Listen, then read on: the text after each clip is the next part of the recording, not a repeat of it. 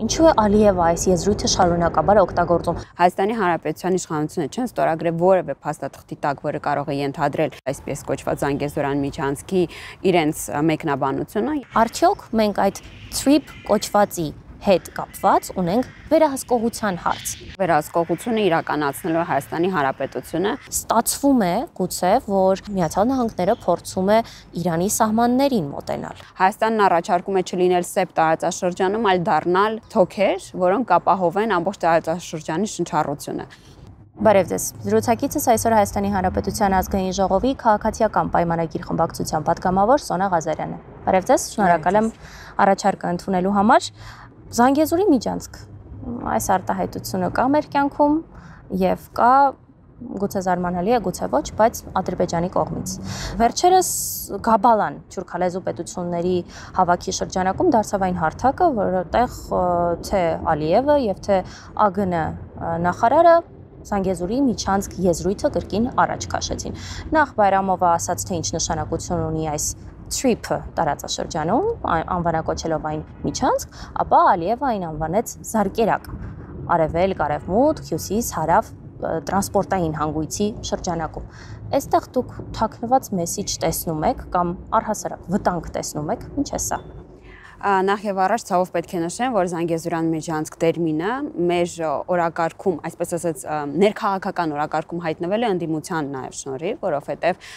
գիտեք, որ իշխանությունը մերժում է Զանգեզուրան միջանցք այսպես կոչված տերմինը եւ մենք առաջարկել ենք հանրությանը, միջազգային հանրությանը խաղաղության խաչմերուկ տերմինը, որն իրենից ենթադրում է ապաշրջափակում մեր սուվերենության եւ իրավազորության ներքո։ Ցավով պետք է նշեմ, որ Ադրբեջանի խոսափող խոսնակ Հայաստանի Հանրապետությունում ընդդիմությունն է դարձել, այսպիսով տիրաժավորելով բոլոր այն հակահայկական օրակարգերը, որոնք ընդհանրապես առկա են, ինչ նշանակում է Զանգեզուրան միջանցք, իհարկե մենք չենք ընդունում այս տերմինը, Հայաստանի Հանրապետության սուվերեն տարածքում չկա որևէ տարածք, որն նման անվանում ունի, եւ մենք առաջարկել ենք խաղաղության խաչմերուկ նախագիծը։ Եւ եթե ընդդիմությունը ծաղրում էր խաղաղության խաչմերուկ ծրագրին, ասելով, որ սա ընդամենը թերթոն է, որը գործող իշխանությունը ներկայացնում է տարբեր միջազգային կառույցների քննարկումների շրջանակում, ապա TRIP ուրեմն անվան ներքո, ինչպես նաև Հայաստան Միացյալ Նահանգներ ստորագրված փաստաթղթի շնորհիվ այն դարձավ մի պրոյեկտ, որը ընդունել է ոչ միայն հայկական կողմի համար, այլ նաև ըստ էության ամերիկյան կողմի համար, եւ մենք տեղյակ ենք, որ արդեն ամերիկյան կողմից տարբեր փորձագետներ են ժամանում Հայաստան, որպեսզի լավարկեն այն բոլոր ենթակառուցվածքները, որոնք գործելու են Հայաստանի Հանրապետության իրավազորության ներքո։ Բայց չեք կարծում, ինչու է Ալիևը այս եզրույթը շարունակաբար օգտագործում, չնայած օգոստոսի 8-ին ստորագրված փաստաթղթում հստակորեն TRIP անվանումն է օգտագործված։ Դե գիտեք, անշնորհակալ գործ է մեկնաբանել բոլոր այն ենթադրությունները, որի ներքո կիրառում է այս տերմինը Ալիևը, մեր արձագանքը մեկն է, չկա Հայաստանի Հանրապետության տարածքում Զանգեզուրյան միջանցք տերմինը, Հայաստանի Հանրապետության իշխանությունը չեն ստորագրել որևէ փաստաթղթի տակ, որը կարող է ենթադրել միջանցք, որը կարող է ենթադրել այսպես կոչված Զանգեզուրյան միջանցքի իրենց մեկնաբանությունը, եւ ես կարծում եմ, որ մենք պետք է առաջ գնանք հենց մեր օրակարգով, որը հատկապես արժանացել է վստահության ոչ միայն Միացյալ Նահանգների կողմից, այլ նաև Եվրոմիության, այսօր վարչապետը Բրյուսելում է, որտեղ որ այս ընդհանուր ապաշրջափակման ենթատեքստի ներքո կրկին կներկայացնենք խաղաղության խաչմերուկը, որ շատ սահուն կարող է ինտեգրվել այս մեծ պրոյեկտների մեջ։ Գիտեք, որ աշխարհում հիմա հատկապես մեր մայրցամաքում ակտիվ քննարկվում են ապաշրջափակման օրակարգերը, շատ տարբեր երկրներին հետաքրքրում են հենց արագ կարճ ճանապարհները եւ Հայաստանը պատրաստ է առաջարկել իր իրավազորության ներքո ճանապարհ, որը կգործի մաքսիմալ յուրացված Եվրոմիությանը ընդունելի, այսպես կիրառելի տարբերակով։ Ձեր խոսքից էլ պարզ դարձավ, որ այսօր Global Gateway-ում Հայաստանի Հանրապետության վարչապետը խաղաղության խաչմերուկից կխոսի, բայց բոլորովին վերջերս էլ Նիկոլ Փաշինյանը պատգամավորներից մեկի հարցին շատ հստակ եւ բուռն արձագանք արձագանք տվեց, որովհետև Եվրոպայի խորհրդի խորհրդարանական վեհաժողովում հարց հնչեց, որը կրկին պարունակում էր Զանգեզուրի միջանցք եզրույթը։ Եվ նա խորհուրդ տվեց կրկին վերընթերցել օգոստոսի 8-ին ստորագրված փաստաթուղթը եւ կրկին այս պարագայում երկրորդում եմ ձեզ ինքնիշխանության մասին խոսեց Հայաստանի Հանրապետության տարածքի ինքնիշխանությունը Զանգեզուրի միջանցք արտահայտությունը առհասարակ կասկածի տակ է դնում։ Տիկին Ղազարյան, արդյոք նմանօրինակ եզրույթների օգտագործումը Հայաստան-Ադրբեջան խաղաղության հաստատման գործընթացի վրա հետք չեն թողնում, ազդեցություն չեն ունենում։ Ինչ վերաբերում է ԵԽԽՎ-ին, քանի որ ես էլ պատվիրակության անդամ եմ, շատ լավ ճանաչում եմ պատվիրակներին եւ գիտեմ ովքեր եւ ինչպես կարող են հայտնվել ադրբեջանական ազդեցության ներքո։ Այսպես ԵԽԽՎ-ում կա ընդունված մոտեցում տարբեր խմբերում, տարբեր լոբիստական աշխատանքների մասին եւ գիտեք առհասարակ ԵԽԽՎ-ն որպես կառույց հայտնվել է սկանդալների ներքո, երբ որ Ադրբեջանը Խավիարյան դիվանագիտության արդյունքում փորձում էր կորզել ձայներ, բայց դե գիտեք տեղի ունեցավ այնինչ տեղի ունեցավ, այժմ ԵԽԽՎ-ում Ադրբեջանը որևէ ձև ներկայացված չէ։ Իսկ ինչ վերաբերում է բուրն արձագանքին վարչապետին, սա էլ կրկին հղում անելով առաջին հարցի իմ պատասխանին, ձեր հարցի իմ պատասխանին, առայն որ այո, ցավոք սրտի ադրբեջանական տերմինաբանությունից ակտիվ օգտվում է մեր խորհրդարանական ընդդիմությունը, փորձելով հենց օրակարգ դարձնել Ադրբեջանի կողմից կեղծ թեզերը, եւ ցավով պետք է նշեմ, որ այս գործին միացել է նաեւ արտախորհրդարանական ընդդիմությունը, կհիշեք, ինչպես էին դեմոնիզացնում թե խաղաղության պայմանագիրը կեղծելով, թե իբր խաղաղության պայմանագրում կա որևէ դրույթ, որը կարող է կասկածի տակ դնել մեր ինքնիշխանությունը, փորձելով ապա ձևացնել իբր Միացյալ Նահանգներից վերադարձից հետո վարչապետը դեռևս չհրապարակված Հայաստան-ԱՄՆ փաստաթղթից բան է թաքցնում, որ այնտեղ էլ հնարավոր է միջանցքի մասին խոսույթ կա, բայց բոլոր թղթերի, փաստաթղթերի գաղտնազերծումից հետո պարզ է դառնում, որ ընդդիմությունը պարզապես հույս ուներ, որ գործող իշխանությունը կարող է մի բան զիջել մեր սուվերեն տարածքից, այսպիսով փորձ անելով գալ իշխանության իրենց հայտնի հակասահմանադրական ձևերով, ուզում եմ վստահեցնել մեր քաղաքացիներին, որ որևէ պայմանավորվածության տակ չկա որևէ դրույթ, որը կարող է կասկածի տակ դնել որևէ ապաշրջափակման գործընթաց մեր իրավազորությունից դուրս։ Եվ այսպիսով ես կարծում եմ, որ խաղաղության գործընթացը փորձում են կասկածի տակ դնել ոչ միայն այլ պետություններ, այլ նաև մեր խորհրդարանական դիվանագիտությունը, բայց չի կարող այսպես լինել, որովհետև Հայաստանի Հանրապետության իշխանությունները անհոգնել գնալու են խաղաղության հետևից։ Շատ լավ, իսկ դուք խորհրդարանական ընդդիմության հետ հենց այս հարցը կառուցողական քննարկումների միջոցով լուծման դաշտ բերելու փորձեր արել եք։ Գիտեք, քանիցս վարչապետը հայտարարել էր, մինչև նաև խաղաղության պայմանագրի գաղտնազերծումը, որ հրավիրում է փակ քննարկման, հրավիրում է քննարկելու բոլոր իրենց անհանգստացնող հարցերը, բայց ցավով պետք է նշեմ, որ ես վստահ եմ, որ խորհրդարանական ընդդիմությունը չի փորձում գտնել լուծումներ, այլ փորձում է մանիպուլյացիաների եւ ստի ցավի կապիտալիզացման շնորհիվ գալ իշխանության, այսինքն իրենց նպատակը ճշմարտության վերհանումը չի, որովհետեւ անհնար է գնալ ճշմարտության հետևից, ծանոթանալ խաղաղության պայմանագրին, դուրս գալ եւ դրա մասին կեղծիքներ հրապարակել, հույս ունենալով, որ դա փաստաթուղթը երբևէ չի հրապարակվելու։ Այսինքն ես չեմ կարծում, որ այստեղ կառուցողական մթնոլորտում ճշմարտություն փնտրելու որևէ փորձեր անում է ընդդիմությունը, ուղիղ հակառակ իրենք փորձում են պարզապես ստի եւ մանիպուլյացիայի միջոցով գալ իշխանության եւ ինչքան մենք մոտենանք ընտրություններին, խորհրդարանական ընտրություններին արտահերթ, այս դոզան մանիպուլյացիաների եւ ստի էլ ավելի շատանալու է։ Երեքշաբթի օրը Հայաստանի Հանրապետության երկրորդ նախագահի մամուլի ասուլիսներ եւ Ռոբերտ Քոչարյանը նույնպես չշրջանցեց թրիփի թեման, բառացիորեն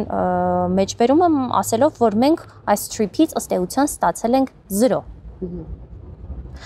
Հայաստանի շահերը առաջ քաշելու առաջարկով նա հանդես եկավ, սկզբում անվանեց, որ թրիփը ոչինչ, նշեց, որ թրիփը ոչինչ չի տալու, հետո ասաց, որ եթե ինքը լիներ, ծրագիրը այլ կերպով կյանքի կկոչեր։ Եվ այստեղ շատ հստակ խոսեց ճանապարհի վերահսկողության մասին։ Այս հարցը բազմիցս է քննարկվել, Հայաստանի Հանրապետության արտաքին գործերի նախարարին նույնպես այս հարցը տրվել է, բայց ես ուզում եմ կրկնել այս հարցը։ Արդյոք մենք այդ TRIP կոչվածի հետ կապված ունենք վերահսկողության հարց։ Նախ եւ առաջ արձագանք եմ շատ հստակ վերահսկողությունը իրականացնելու Հայաստանի Հանրապետությունը եւ դրա մասին է վկայում Միացյալ Նահանգներից եկած այն աշխատանքային խումբը, որն եկել էր լավարկելու մեր Հայաստանի Հանրապետության ենթակառուցվածքները վերահսկող մարմինների կարողությունները եւ դա շատ կարեւոր է ընդգծել, որ խոսքը գնում է մեր ծառայությունների ավելի լավ որակ ապահովելու մասին։ Իսկ ինչ վերաբերում է Ռոբերտ Քոչարյանին, մեզ ցավոք պետք է ասեմ, որ հայտնի են մեզ եւ հանրությանը բոլոր այն ավելի լավ փակագծերում տարբերակները, որն առաջարկել է նա Հայաստանի Հանրապետության քաղաքացիներին, դա ուրեմն Հայաստանի սուվերեն տարածքի փոխանակումն է եղել, ըստ այդմ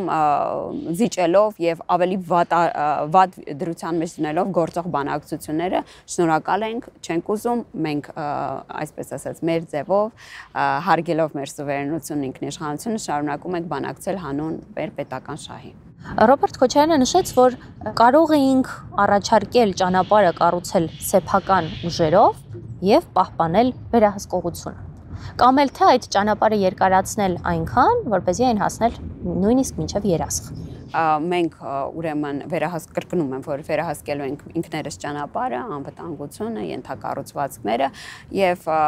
դեմ չենք միջազգային ներդրումներին մեր տարածքում։ Ուզում հիշեցնել, որ ամիսներ շարունակ ընդդիմությունը Ռոբերտ Քոչարյանի կողմից ղեկավարած Հայաստան խմբակցությունը թմկահարում էր, թե միջազգային ներդրումներ չկան, իսկ հիմա եւ որ այսպիսի մեծ հետաքրքրություն կա մեր սուվերեն տարածքով ենթակառուցվածքների զարգացման նկատմամբ դժգոհում են, ես կարծում եմ, որ պատճառը մեկն է դժգոհել հանուն դժգոհելու, այսինքն առանց բովանդակության, եւ ես վստահ եմ, որ պարզապես իրենք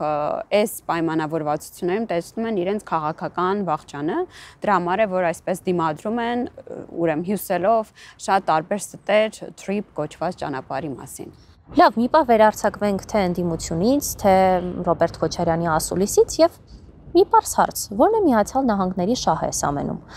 Դե շատ հաճախ են վանկարկում տնտեսական շահ, բայց արդյոք այստեղ չկա քաղաքական կոմպոնենտ, որովհետև ստացվում է գուցե, որ Միացյալ Նահանգները փորձում է տարածաշրջանում Ռուսաստանի դերը ստանձնել որպես խաղաղարար եւ երկրորդ կետով Միացյալ Նահանգները փորձում է Իրանի սահմաններին մոտենալ։ Այստեղ տնտեսական կոմպոնենտն է գերակայում։ Գիտեք,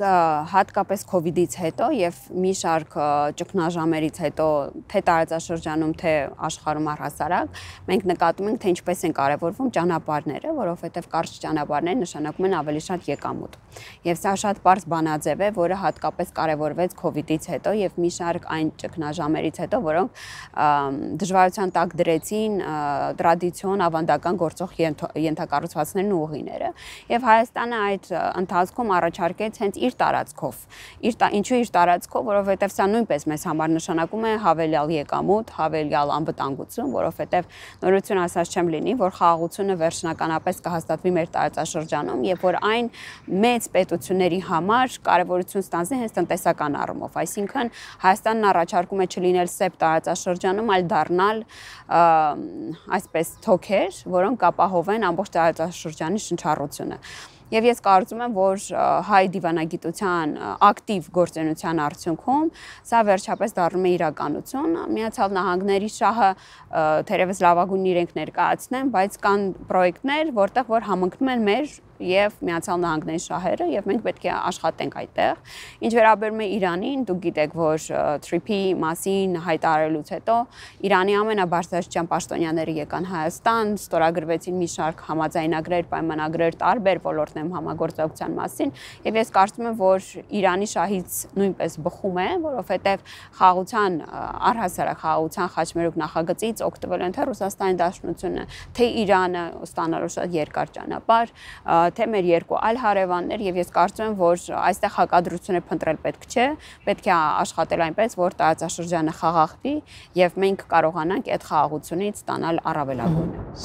Խաղաղություն, սա նույնպես մի բառ է, որի կիրառությունը շահարկումների է բախվում։ Հայաստանի Հանրապետության վարչապետը նշում է, որ խաղաղությունը եկել է, խաղաղությունը այստեղ եւ հիմա է։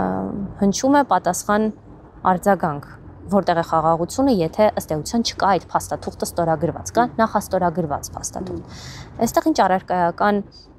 հիմք դիրքորոշում կհայտնեք դուք։ Գիտեք, ես սա շատ հաճախ նկատել եմ եւ դրան իմ արձագանքը մեկն է, մենք պետք է նկատենք, որ 30 տարի նման ծանր կոնֆլիկտից հետո Հայաստանի եւ Ադրբեջանի միջեւ առկա են երկու կարեւորագույն ստորագրված փաստաթղթեր, ստորագրված եւ նախաստորագրված, բայց ուզեմ ձեր ուշադրությունը հրավիրել այն հանգամանքի վրա, որ առաջին անգամ Հայաստանի խորհրդարանը վավերացրեց Հայաստանի եւ Ադրբեջանի միջեւ գոյություն ունեցող ուրեմն սահմանազատման եւ սահմանագծման աշխատակարգը, որը թերևս չարժանացավ այն ուշադրությանը, որ ես կուզեի արժանանար, ինչու եմ այսպես ասում, որովհետև գիտեք, ես կոնֆլիկտի առկայությունից հետո ունենալ բանակցված եւ վավերացված փաստաթուղթ շատ մեծ ձեռքբերում է, եւ ամեն ձև փորձում էին արժեզրկել այս փաստաթուղթը, բայց մենք ինչ ստացանք դրանով։ Մենք ստացանք Ալմատայի հռչակագիրը որպես հիմք մեր սահմանազատման եւ սահմանագծման։ Ընդդիմությունը գոռում էր այսպես, աղաղակում էր, որ ուրեմն աշխատակարգում նշված է, որ խաղաղության պայմանագրում եթե այլ բան նախատեսվի, ապա Ալմատայի հռչակագիրը հիմք չի դառնա, բայց մենք ունենք նաև նախաստորագրված փաստաթուղթ, որը կրկին հղում է անում Ալմատայի հռչակագրին։ Չնկատել սա նշանակում է ապրել ստի եւ կեղծիքի մեջ։ Ես կարծում եմ, որ Հայաստան-Ադրբեջան հարաբերությունում ահռելի առաջընթաց կա, հաշվի առնելով կրկին այն ծանր պատմությունը, որ երկու պետությունների միջև առկա է, եւ չեմ կարող չնկատել նաև տարի 7 ամիս տևած խաղաղ ամեն դեպքում անզոհ միջավայրը մեր սահմաններին, սա կրկին չնկատել անհնար է, թերևս 30 տարվա մեր անկախությունից ի վեր նման աննախադեպային իրավիճակ չի եղել սահմանին եւ մենք պետք է սա ընդունենք ի գիտություն ընդունենք այն պաշտոնական փաստաթղթերը, որն առկա են Հայաստան-Ադրբեջան հարաբերություններում եւ առաջ գնանք։ Ես կարծում եմ, որ լավ հիմք է դրվել մեր հարաբերությունների զարգացման համար եւ առաջարկում եմ մեր քաղաքացիներին ըստ արժանուն գնահատել իրավիճակը։ Ուզում եմ ձեր ուշադրությունը մեկ այլ կետի վրա կենտրոնացնել։ Գաբալայում ընթացող թուրքալեզու պետությունների հավաքի ժամանակ մի գաղափարախոսություն էլ կար, որ հնչում էր տարբեր թուրքական պետությունների ղեկավարների շուրթերից։ Վաշինգտոնյան համաձայնագիրը թուրքական աշխարհի հաղթանակ էին անվանում։ Հիմա ինչ, ստացվում է, որ մենք խաղաղության օրակարգը ընդունելով զիջողի դիրքում ենք հայտնվում կամ պարտվողի։ Չկա խաղաղության պայմանագրում, չկա օգոստոսի 8-ի հռչակագրում որևէ կետ, որը կարող է նկարագրվել որպես կապիտուլյացիա Հայաստանի համար,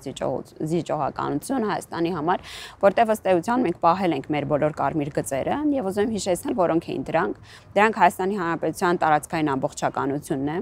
Ալմատայի հռչակագրի հիմքով եւ ապաշրջափակումը մեր իրավազորության ներքո։ Չկա որևէ հետքայլ Հայաստանի Հանրապետության կողմից այս պայմանավորվածությունների ձեռքբերման գործընթացում եւ ես ուզում եմ, որպեսզի մենք սովորենք հենվել մեր պաշտոնական կարմիր գծերի եւ դրան շրջանակում բանակցությունների վրա, որովհետեւ այսպես ասած Հայաստանում ընդունված է, փորձել նկարագրել գործընթացը որպես զիջողականություն, նկատի ունեմ ընդդիմության կողմից, բայց կրկին խաղաղության պայմանագրում բոլոր բացառապես բոլոր կետերը վերաբերել են երկու կողմերին, այսինքն չկա կետ, որը ենթադրի կողմերից մեկի համար ինչ որ մի բանի զիջում եւ երբ որ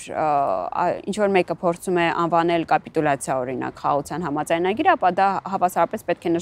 նշանակի, որ Ադրբեջանի համար է սա, որովհետև խաղաղության պայմանագրի բոլոր կետերը վերաբերել են երկու պետություններին, օրինակ երրորդ ուժերի հետ քաշումը, հայցերից հրաժարումը։ Եվ ես կարծում եմ, որ այս բոլոր պայմանավորվածությունները կոնֆլիկտային մտածողության վերջ դնելու մասին են եւ մեր հայացքը ուղղելու դեպի ապագայի, դեպի խաղաղության։ Այսօր պարզ դարձավ, որ ազգային ժողովի քաղաքացիական պայմանագիր խմբակցության падգամավորները մեկնելու են Թուրքիա, խոսքը նոյեմբերի 16-ից 20-ը Ստամբուլում տեղի ունեցող ԵԱՀԿ-ԽՎ աշնանային նստաշրջանի աշխատանքներին մասնակցելու մասին է, սա քայլ է առաջ, որովհետև նկատած կլինեն բոլորը, որ վերջին շրջանում այցեր Բաքու, այցեր Ստամբուլ, մեր ԱԱԾ ղեկավարը այցելեց Բաքու, հիմա էլ մեր պատվիրակությունը գնում է Ստամբուլ։ Դե իհարկե իրողություններով է պայմանավորված, նստաշրջանը այնտեղ է լինելու, բայց ամեն դեպքում, ինչպես կգնահատեք դուք, որովհետև սովորաբար այս պատվիրակության կազմում ներառված եք լինում նաև դուք։ ԵԱՀԿ-ում ես ներառված չեմ, իմ այլ գործիգեններն են ներառված, բայց պետք է նշեմ, որ իհարկե խորհրդանական դիվանագիտության շրջանակներում մենք իրար տեղեկացնում ենք առաջընթացի խոսակցությունների մասին, բայց ուզում եմ հիշեցնել, որ ԵԱՀԿ պատվիրակությունը նախորդ նստաշրջանում արդեն հանդիպել էր Թուրքիայի պատվիրակությանը, այսինքն ակտիվ շփումներ այս մասով կան եւ ես որևէ պատճառ չեմ տեսնում, ինչու պետք է մեր պատվիրակություն չմեկներ Թուրքիա, հատկապես երբ որ խոսքը գնում է միջազգային կառույցի հերթական նստաշրջանի մասնակցելու վերաբերյալ, մենք ըստ էության ունենում ենք քննարկումներ, գուցե ոչ այնքան ակտիվ, որքան ցանկալի է տարբեր խվներում, բայց իհարկե շփումներ կան եւ այդ շփումներն ուղղված են մի բանի տարածաշրջանում նոր տրամադրությունների համապատասխան գործունեություն ծավալելու եւ ամենակարևորը իմ համար, որպեսզի հատկապես թուրք գործընկերների հետ մենք ունենանք ուղիղ խոսակցություն եւ նրանց ներկայացնենք իրավիճակը ոչ թե այնպես, ինչպես գուցե տեսնում են այլ գործընկերներ, այլ պետությունների ներկայացուցիչներ, այլ այնպեսին, ինչպեսին հայկական դիրքորոշումն է, հայկական տեղեկատվությունն է, որովհետեւ կարծում եմ, որ հատկապես հարևանների հետ խոսակցության մեջ մեծ միջնորդներ հարկավոր չեն։ Շնորհակալ եմ։ Ես եմ շնորհակալ։